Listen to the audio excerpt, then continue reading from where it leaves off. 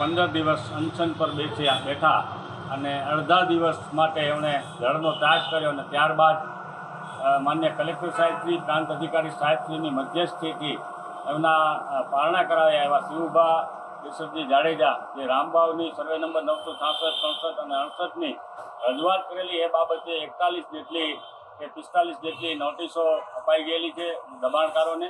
એની સાથે 30 જેટલી online land ગ્રેબિંગની પણ ફરિયાદો દાખલ થઈ ગયેલ છે. એની તપાસ કરવા માટે આજે કલેક્ટર સાહેબશ્રી પાસે આવેલા. હજી અહીં જે લેન્ડ ગ્રેબિંગની ફાઇલો છે એ પહોંચી નથી, ત્યાં તપાસ અર્થે પ્રાંત અધિકારી સાહેબશ્રી પાસે છે. કલેક્ટરશ્રી સાહેબ દ્વારા આશ્વાસન મળેલું છે કે તાત્કાલિક ધોરણે જે પણ કાર્યવાહી નીતિ નિયમ મુજબ છે એ નીતિ નિયમ મુજબની કાર્યવાહીઓ કરશું. દબાણો જે છે, દબાણો તાત્કાલિક એને સર્વે કરી અને એને દૂર કરવાની પણ કામગીરી કરવામાં આવશે. હવે અમારે અહીંથી 15 દિવસ કે મહિનો દિવસ જે સરકારી કામગીરી છે, સરકારી કામગીરીની અમે રાહ જોઈશું. અમે અત્યારે તંત્ર પર ભરોસો રાખી અને છેલ્લા 30 દિવસ સુધી સતત આની દેખરેખ રાખીશું. જો આ કાર્યવાહી કોઈ પણ જાતિની નહીં કરવામાં આવે તો ગુજરાત હાઈકોર્ટમાં શિવભા અગાઉ પણ જઈ ચૂકેલા છે.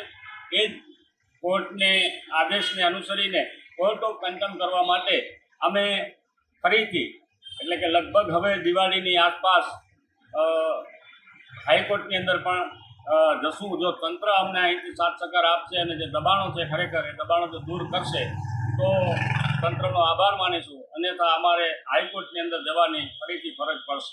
મારું નામ જાડેજા શિવરાજી સચિવ, ગામ રામબાવ અને રાપર તાલુકાની રામબાવ ગામની ગૌચરમાં લડતા હમણાં 2 દી પહેલાં પ્રાંત સાહેબે પારણા કરાયા અને લેન્ડ ગ્રેબિંગનો જે અભિપ્રાય આજે પ્રાંત સાહેબથી પણ મારે ફોન દ્વારા વાત થઈ હતી કે હું ખુદ રૂબરૂ લઈને આવું છું. અને કલેક્ટર સાહેબની હમણાં 20 મિનિટ પહેલાં મુલાકાત કરી હતી અને સાહેબે જેવું ડીડીયા સાહેબને ફોન કરવાનું કીધું હતું અને તાત્કાલિક ધોરણે ગૌચર જમીન ખાલી કરાવી આપશું એવી જો બાંધરી પણ આપી છે.